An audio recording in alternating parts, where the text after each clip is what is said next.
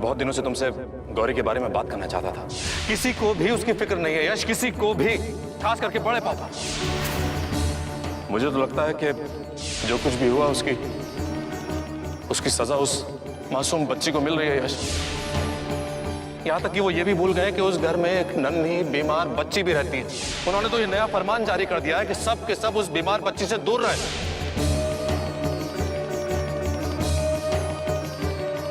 घर वालों का जो रवैया है उसे देखकर तो यही लगता है कि वो ज्यादा दिन ठीक नहीं रहेगी।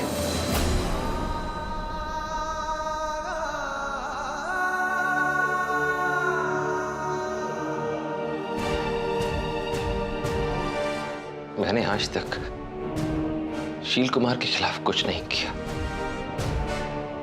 ये सोचकर कि मेरी बच्ची, मेरी गौरी उसके पास है। लेकिन अब सब कुछ जानने के बाद मैं और चुप नहीं रह पाऊंगा। शील कुमार को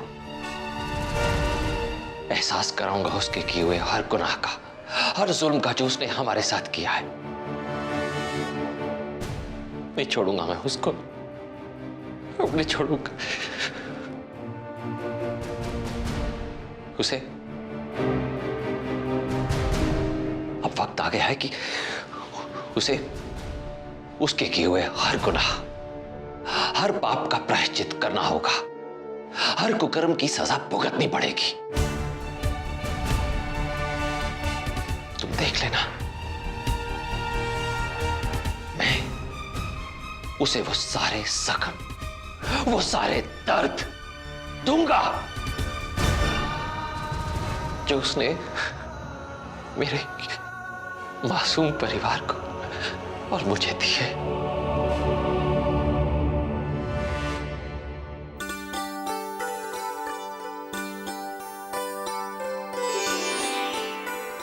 अरे क्या कर रही हो वैष्णवी?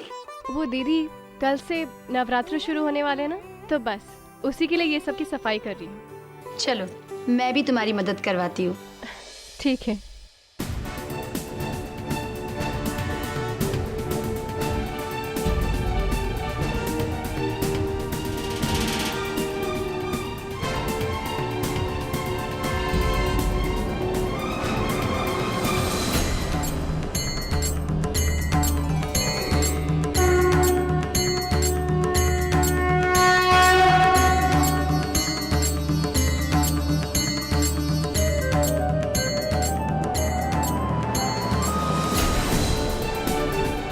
आज शील कुमार को मेरे हर सवाल का जवाब देना ही होगा।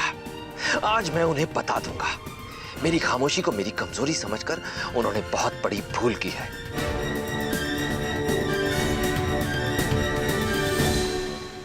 सच वैष्णवी, इस साल तुम्हारी वजह से नवरात्रि की बातें कुछ और है। लगता है इस बार पिछली बार से ज्यादा मजा आने वाला है।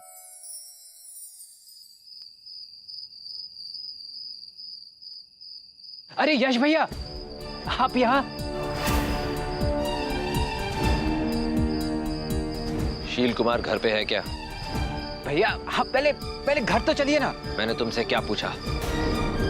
शील कुमार घर पे है या नहीं? भैया वो बदरवा गए हैं। आप अंदर चलिए ना भैया, प्लीज। जब शील कुमार घर पे नहीं है तो अंदर जाने का मेरा कोई मकसद भी नहीं है। लेकिन बहुत जल्द आऊंगा मैं शील कुमार के एक एक पाप का हिसाब करने के लिए। और हाँ, अगर हो सके तो मेरा एक काम कर देना, शील कुमार को बताना मत कि मैं आया था।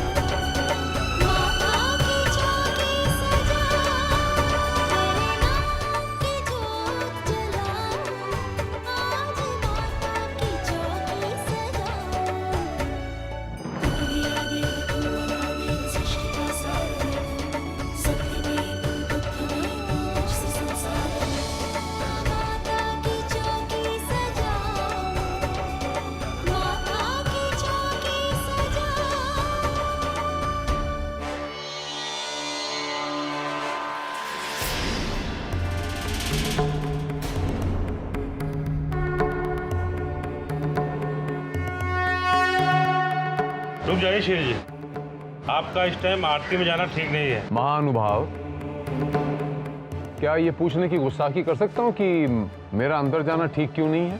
और ये माता का मंदिर है, यहाँ तो कोई भी अंदर आ जा सकता है। देखिए शील जी, हमें आपको रोकने का आदेश मिला है। बेहतर इसी में है कि आप यहाँ से लौट जाएं।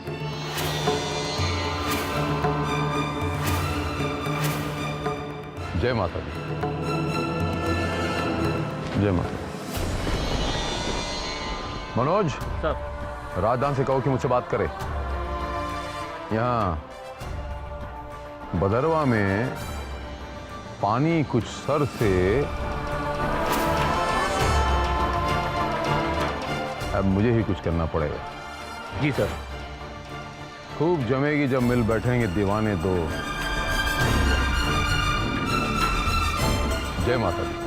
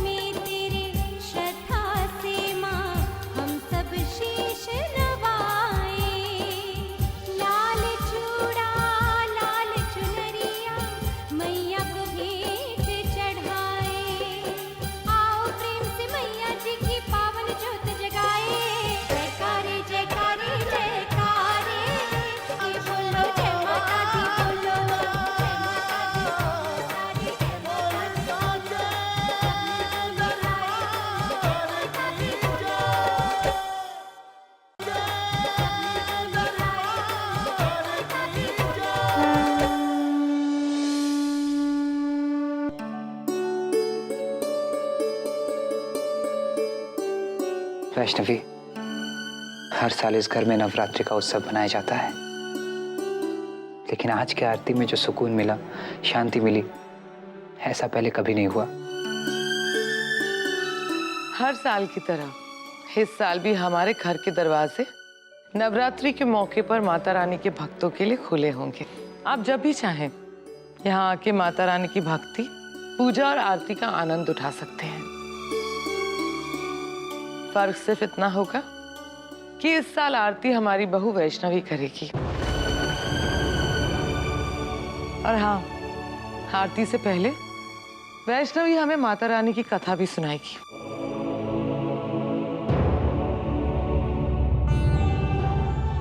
ऐसे हैरानी से मत देखो बेटा, मैं जानती हूँ कि हम सब नवरात्रि मनाते हैं, लेकिन उसके पीछे कौन सी कथा है, कौन सा भक्ति का रहस्य है, ये नहीं जानते। इसलिए तुम्हें हम सबको माता रानी की इस भक्ति का ज्ञान तो देना ही होगा। बोलो बेटा, हमें माता रानी की कथा सुनाओगी ना? आप सब लोग हमारे घर माता रानी की कथा सुनने के लिए आमंत्रित हैं। तो भेंट होगी शाम की आरती के वक्त। जय माता दी। जय माता।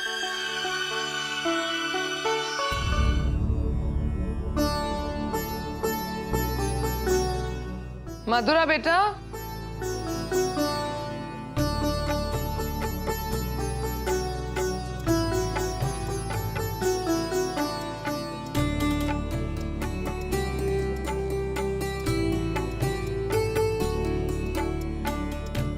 अरे वैष्णवी,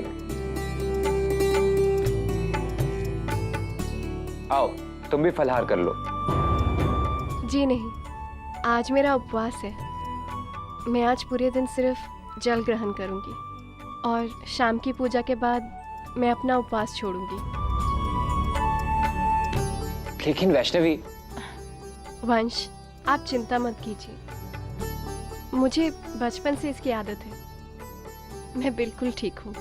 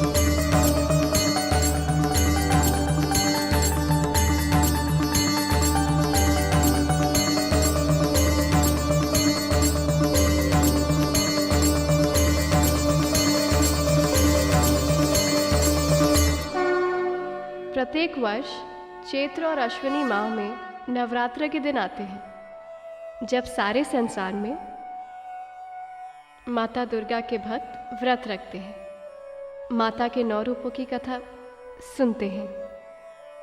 आज मंगलवार 30 सितंबर अश्विनी शुक्ल पक्ष की प्रतिपदा है। नवरात्र के पहले दिन माता शैलपुत्री की उपासना की जाती है।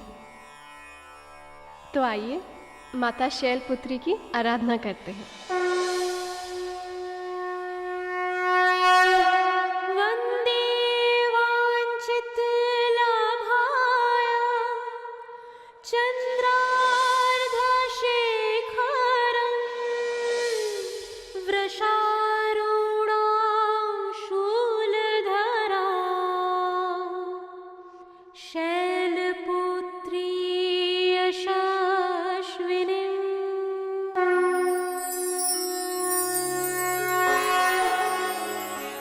तो आइए आज मैं आप सबको माता शैलपुत्री की कथा सुनाती हूँ।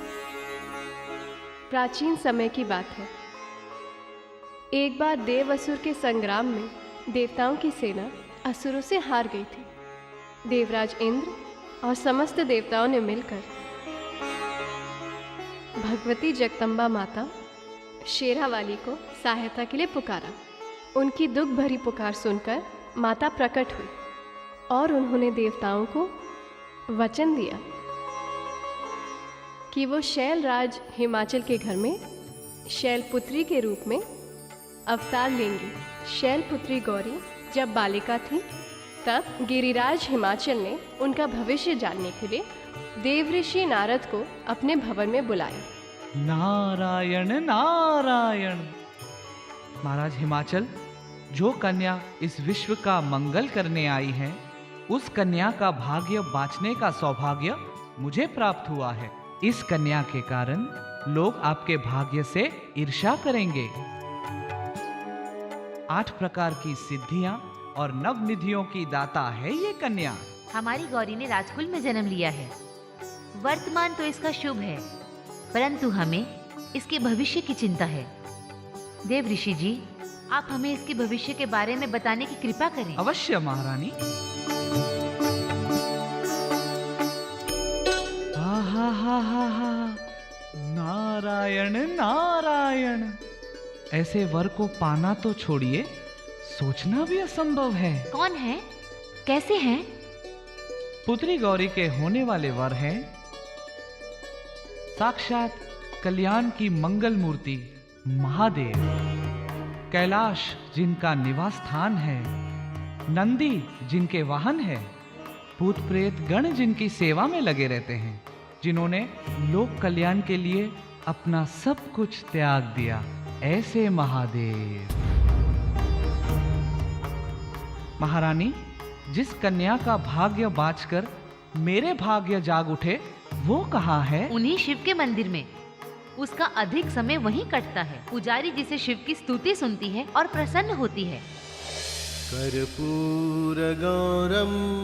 करुणावतारं संसारसारं भुजगेन्द्रहारं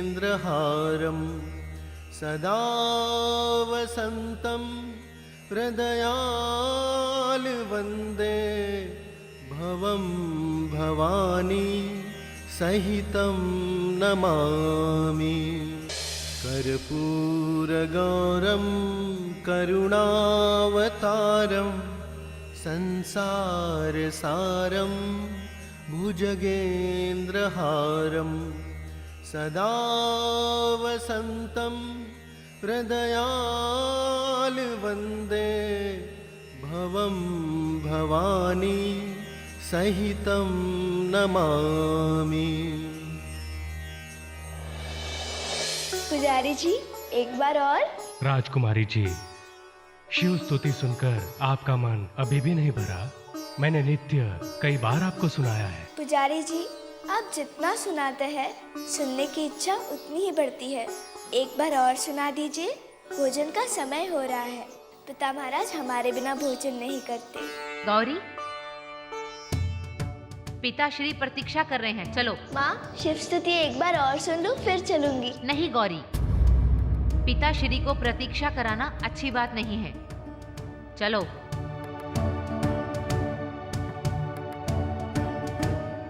पुजारी जी। जी महारानी जी। इसी समय से आपकी शिव स्तुति का स्वर धीमा होना चाहिए और ये ध्वनि इसी मंदिर तक सीमित रहे। ध्यान रहे कि ये ध्वनि राजभवन तक नहीं पहुंचनी चाहिए। जो आज्ञा महारानी जी। चलो।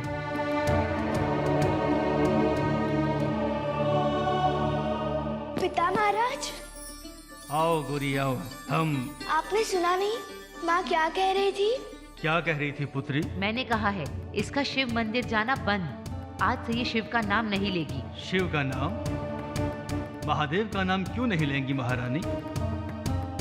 महाराज, आपने देव ऋषि की भविष्यवाणी नहीं सुनी?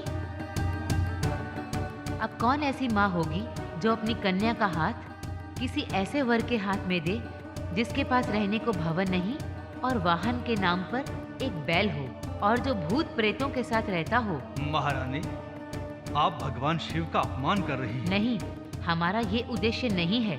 हम तो अपनी कन्या को उस घर जाने से बचाना चाहते हैं। गौरी, तू शिव को भूल जा। माँ, यदि मुझे कोई कहे कि मैं आप दोनों को भूल जाऊं, तो क्या मैं भूल जाऊं?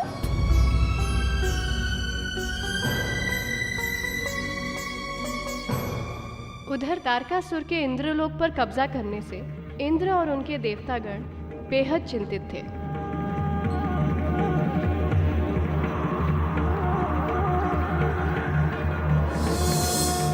नारायण नारायण। प्रणाम देवर्षि।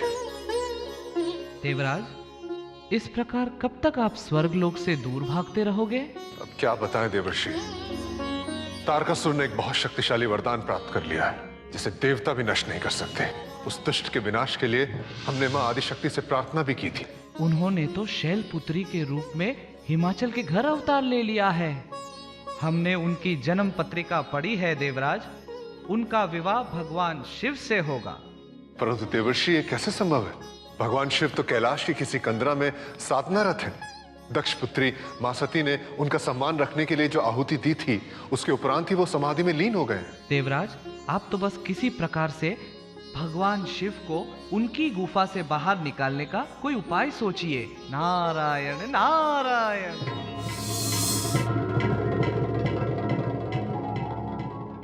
स्वामी, नंदी का प्रणाम स्वीकार कीजिए।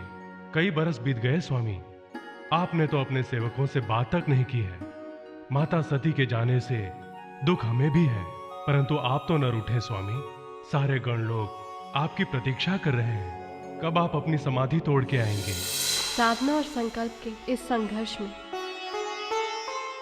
शैलपुत्री सयानी हो गई। माता मैया ने गौरी के लिए कई राजकुमारों को देखा और कई राजकुमारों के पत्र भी आए। महाराज, सारे राजघराने हमसे संबंध करने के लिए व्याकुल हैं, परंतु आपने अपनी पुत्री के लिए उनमें से किसी भी लग्न पत्र पर विचार नहीं किया? महारानी, वर्षों से आप इसी प्रयास में लगी हुई हैं, परंतु गौरी के मन से शिव के ध्यान को नहीं निकाल पाई हैं। हम अपनी पुत्री के संग इस संबंध में कोई अन्याय नहीं कर सकते। हर कन्या को अपना वर चुनने का अधिकार स्वयं आदि प्रजापति ब्रह्मा ने दिया है। महाराज, मैं अपनी पुत्री के साथ कोई अन्याय नहीं करना चाहती हूँ। मैं तो केवल उसका भविष्य बदलना चाहती हूँ। उसका भविष्य तो ब्रह्मा ने लिख दिया। प्रयास से लिखा हुआ भविष्य बदल सकता है। महाराज, अब आपको वही निर्णय मानना होगा जो मेरा निर्णय है। पिता महाराज,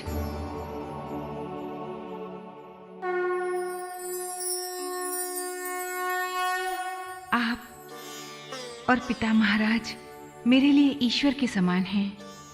मैं आपकी कोई भी आज्ञा नहीं टालना चाहती हूँ, किंतु ये प्रश्न उतना मेरे भविष्य का भी नहीं जितना मेरे संकल्प का है।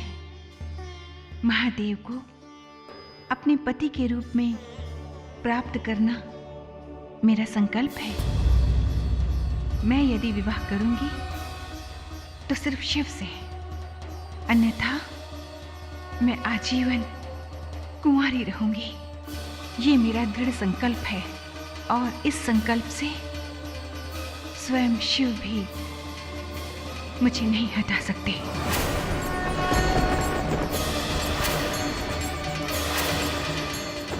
शिव की तपस्या भंग करने के लिए देवताओं ने कामदेव को बुलाया। कामदेव। प्रणाम देव राजेंद्र। कहिए आपको कामदेव की क्या आवश्यकता हो गई? कामदेव, आप इसी संध्या काल में कैलाश जाइए और महादेव की समाधि भंग कर दीजिए। क्या? ये आप क्या कह रहे हैं देवराज? देवताओं के कल्याण एवं संपूर्ण मानव जाति के कल्याण के लिए आपको ऐसा करना ही होगा। देवराज, हम सबके कल्याण के लिए मैं कुछ भी कार्य कर सकता हूँ, और ये तो मेरे लिए कुछ भी नहीं है। अब चाहे मेरा जो भी परिणाम हो, मैं आपका काम पूरा करके ही वापिस आऊंगा।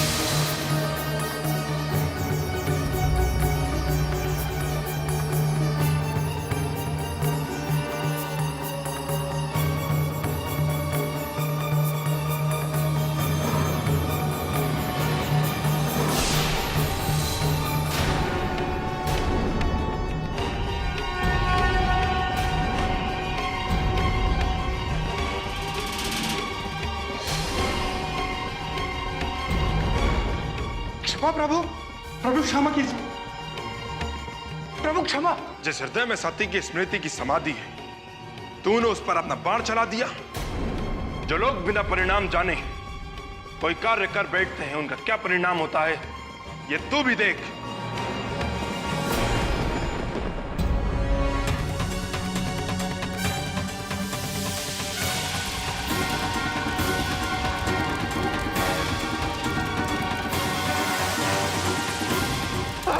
क्षमा प्रभु।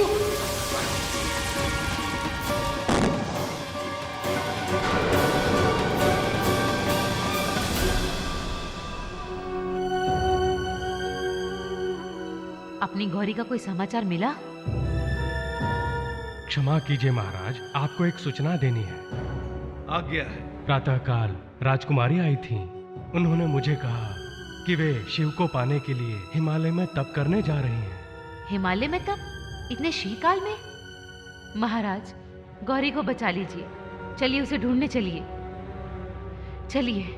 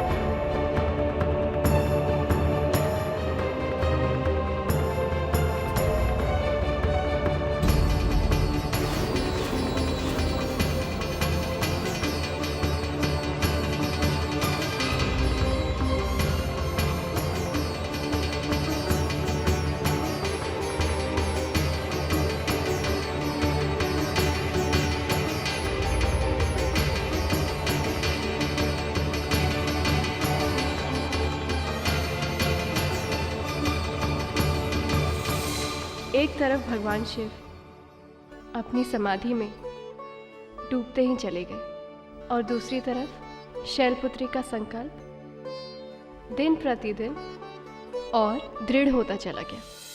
ओम नमः शिवाय।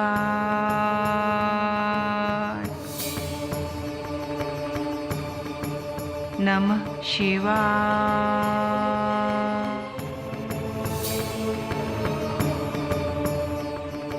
नमः शिवाय।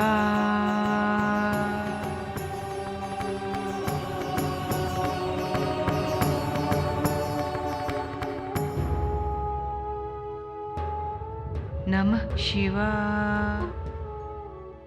ओम नमः शिवाय। नमः शिवाय। नमः शिवाय। अब तू ऐसा मत कर पुत्री, मैं तेरे संकल्प के सामने हार गई हूँ। अब तू अपना तप तोड़ दे और मेरे साथ चल। महारानी, पहले आपने गौरी का संकल्प तोड़ने का प्रयास किया और अब आप उसका तप भी भंग करना चाहती हैं, परंतु हम आपको ऐसा नहीं करने देंगे। हमारी गौरी को अकेला छोड़ दीजिए। चलिए, ये आपके पति की आज्ञा है। ओम नमः शिवाय। नमः शिवाय।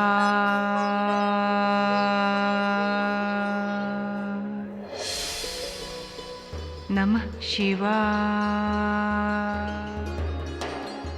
हे शैलपुत्री, अपना ध्यान तोड़। एक तपस्वी भी तुझसे याचना करने आया है। नमः शिवाय। हे हिमाचल पुत्री गौरी, एक याचक को उत्तर न देना याचक का अपमान है। मैं एक राजकुमारी से कुछ मांगने आया हूं। यदि मैं वापस चला गया तो तुम्हारे संकल्प में बाधा आ जाएगी।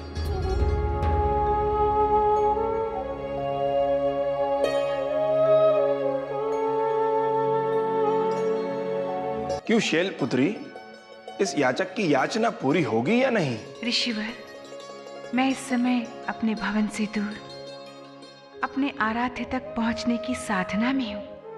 क्या है आपकी याचना? सबसे पहले तो मैं तुम्हें तुम्हारी इस कठिन तपस्या के लिए धन्यवाद देना चाहता हूँ।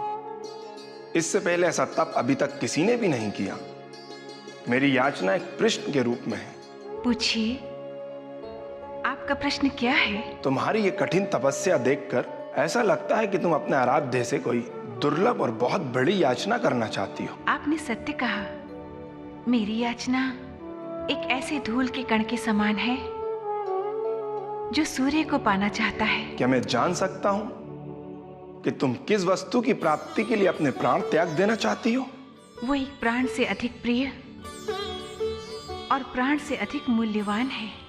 मैं ये साधना महादेव को अपने पति के रूप में प्राप्त करने के लिए कर रही हूँ। क्या? आपका हंसना उचित है। कदाचित मैं भगवान शिव के योग्य नहीं हूँ। नहीं नहीं शैलपुत्री, बात इसके विपरीत है। कहाँ शिव और कहाँ तुम राजकुमारी और कहाँ वे भिखारी ऋषिवर, जिसके लिए तुमने मृत्यु को गले लगाने का दुस्साहस किया, उसके पास तो रहने के लिए एक कुटिया भी नहीं है। ऋषिवर, चुप हो जाइए। मैं अपने आराध्य के लिए और कुछ भी नहीं सुन सकती हूँ। ए हिमाचल पुत्री गौरी, तुम्हारी इस कठिन तपस्या पर तुम्हें स्वयं भगवान विष्णु मिल सकते थे, जो वैकुंठ के स्वामी हैं। देवराज इंद्र मिल सकते थे, जो देवताओं के राजा हैं। बस आप एक भी शब्द और नहीं। जो भूत प्रेतों के संग रहता है, उसकी पत्नी बनने से अच्छा है कि कुंवारी रह जाना।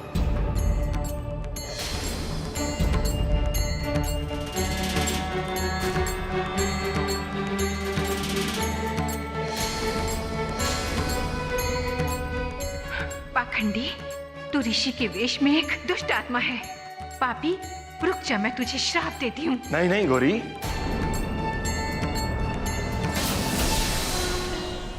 मैं शिव हूं, आपका शिव। आपकी तपस्या ने, आपके संकल्प ने इस शिव को भी आपका अनुरागी बना दिया है। मैं काम के बाण से तो बच गया, किंतु आपकी साधना के बाण से नहीं बच सका। देवी गौरी, मांगो, क्या वर मांगती हो? आपको पति के रूप में प्राप्त करना ही मेरा संकल्प था। आपको पत्नी रूप में पाना मेरा सौभाग्य है देवी गौरी।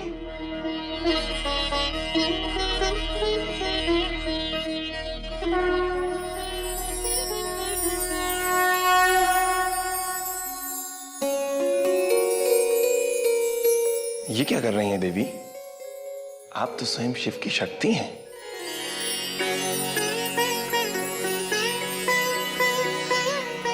इस प्रकार माता शेरावाली ने सारे संसार को ये समझा दिया कि जीवन में किसी भी लक्ष्य की प्राप्ति के लिए दृढ़ संकल्प का होना बहुत जरूरी है। तो बोलो शैलपुत्री माता की जय।